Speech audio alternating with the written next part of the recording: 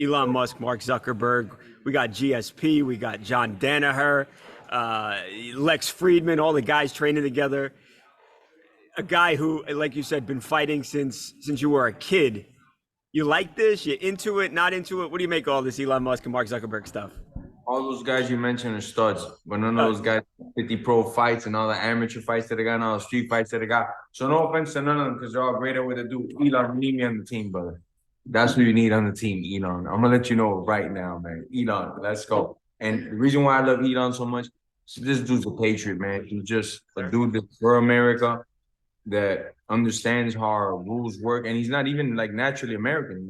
Yeah. And understands how well this country works and what makes this country work. So that's why I'm cheering for Elon. But I got love for both of them, man. Mark's done some great things in this world. So a lot of great contributions he's done to the world in general. So it's crazy to even think that these guys were fighting, right? Because you think 20 years ago, fighting wasn't where it's at now. If you think about it, even 10 years ago, but now where it's at, it's like everybody wants to be a fighter. I'm talking about everybody. Right. Two of the richest guys in the world. And in like 15 years ago, you couldn't even find a state to put on an event in. It was like looked at as barbaric. And if they want to come do a bare knuckle, give me a call. So if Elon's watching this, any message that you sent to him? Elon, if you're watching this, I mean, we all know you're a smart dude, man. You're going to want as many options, missiles. If you're going to war, right, you're going to want the snipers. You're going to want everything. Right. Give your boy a shot, man. I can show you some techniques to deal with these jiu-jitsu guys that they don't like, man. And I'm not gonna be teaching all this armbar stuff. I mean, which I know the defense for it and all that crap. But I'm gonna just show you some techniques to break somebody's face, man. And especially in competition. There's a lot of things I would just give me 30 minutes with this guy and let me show him what I can show him. See what he says after. If you want to continue on after that, Elon, you let me know.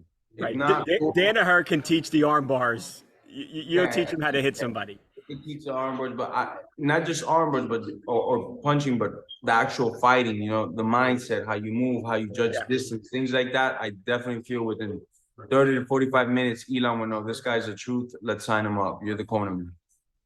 Oh, and it doesn't hurt that I've been in like 3 world championship corners for the UFC, plus numerous other promotions, plus myself. I fought for the title twice. And been around guys that have been from amateur like Johnny Eblin all the way to world champion in Bellator. I've been in my boy's corner. So there's a lot of careers I've seen go from the start to the top. So that helps definitely. So Elon, if I'm applying for this job, that's my application, brother. There's a different caliber of athlete. These are like some of the best athletes out there that are unsigned, that are free agents. As you said, UFC champions. Heavyweights, they both possess a lot of finishing ability, whether it's a knockout or submission, So when I was thinking about this fight in my mind, I was like, who are some of the best heavyweights in the world that are not signed to a contract? Easy. Verdum, JDS, Goodness, it'll be a rematch of the first one, which was like hella quick, right? It was a great fight still, but it was hella quick. So I knew both guys were interested in it. JDS has been my teammate for like 7-8 years. So I've been talking to JDS, keep talking to him. Talking to his management. We're talking to Verdum. My partner Dean too was talking to Verdum. I'm talking to some of Verdum's people. And then we just finally came to that sweet spot where they both agreed on numbers, on dates, And as a promoter, a lot of it is also like you give a lot of terms, but you're also middlemaning it. Like, when can you go? Oh, you can't go before that because you got your daughter's bar mitzvah. Okay, cool. And when can you go? All right. So we're like middlemaning that whole thing. And, it was pretty smooth. Negotiations are never easy, but this one was pretty smooth and easy. They both have great professional teams behind them, and we got it done, man. We gave them a date, they agreed to it. We gave them the stipulations, everything, and everything worked out just fine. A lot of phone calls, a lot of late nights, talking to all parties, but everything is all good. It's all worked out, and it's all worth it at the end. Right. That date is September 8th. How do you compare being a fighter, being the star, versus the guy putting on the fights? And is this actually more work for you, Jorge, in the end? Different type of work. I can't say it's more work than fighting because fighting is just all physical. Right. I'm gonna wake up in the morning, I'm gonna run, I'm gonna stretch, I'm gonna go to the wrestling practice, just day and night. This is more, the corporate work, have to make phone calls, scheduled meetings, get to the meetings in time, and more meetings, more networks, call more people. Now I'm talking to the sponsors on the phone. So it's fun. It's a different game, but it's a game that I've known my whole life. So that's the thing. I'm not getting into something new. I didn't go 20 years as a professional fighter, and now I'm going door to door selling like car or house insurance. Right. I'm doing something that's true to my roots and that everybody knows me for putting on violence. Now it's not me getting in the cage, but I'm still gonna deliver the violence. What you've done with Gamebred, though, I mean, that's not normal. We've seen promotions, we've seen other guys who are stars as fighters try and do what you're doing and not have the success that you're having. What is it about you? Why have you been so successful? And you've got all these events planned for next year. I mean, this thing is seemingly like a rocket ship right now.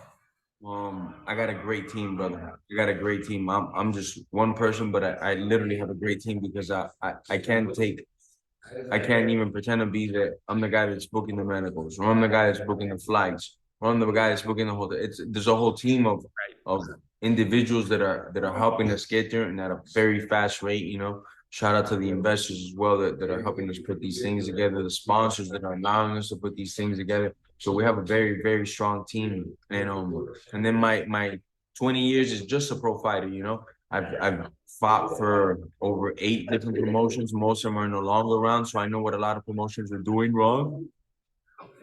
Giving out too much money here, giving out too much money there. So I feel that throughout the course of my career, I picked up a lot of things that I said, I'm not gonna do this as a promoter, and I'm gonna do this as a promoter. Also, I kind of it's a little different when a promoter calls you and then when I call you. Right. And not because I think all the accolades that I've done also in the sport, but just because of the fact that I'm just like you, my brother, a fighter that is now a promoter.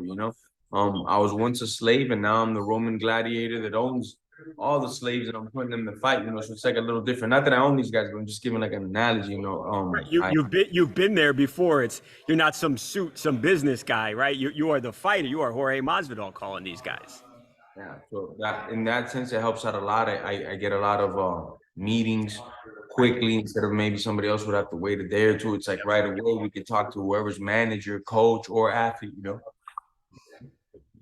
I love it, man. We started maybe 3 years ago, and then the last year and a half, it's been going harder and harder. Next year, we're gonna have 12 shows. I mean, this year alone, we're gonna have a show in England from October, November. We're gonna be in England. We're gonna have some major headliners. I mean, you're gonna be talking about it again, like, damn, you did it again, motherfucker. How you doing this, man? And then next year, we're gonna have 12 calendar shows just for the GFC, just for the bare knuckle. We're gonna have one show every month. That's our plan, and we're gonna stick to it. We got a boxing show this year, huge heavyweight clash.